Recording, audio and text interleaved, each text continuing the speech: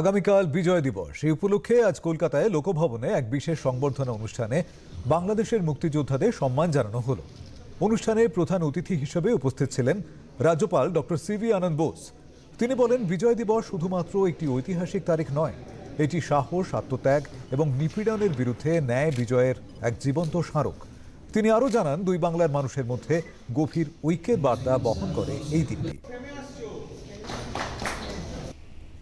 It is with deep respect and profound emotion that I welcome the brave Muktijoddhas of Bangladesh. অনুষ্ঠানে উপস্থিত মুক্তিযোদ্ধারা বিজয় দিবসের স্মৃতিচারণা করেন। The most memorable 71, now it's 54 years I think, but it's like yesterday for me. Always it will be like that. এত বছর পরে ভারত সরকার যে আমাদেরকে আমন্ত্রণ জানিয়ে এত সুন্দর একটা অনুষ্ঠান করেছেন এবং ব্যবস্থাপনা খুবই চমৎকার।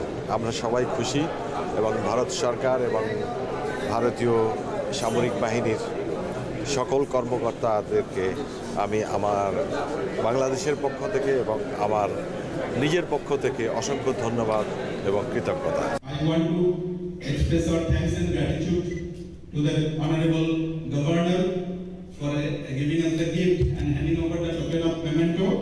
Sir, thank you very much once again, sir. And also I thank on behalf of my team for receiving our token of memento we have carried from Bangladesh, sir.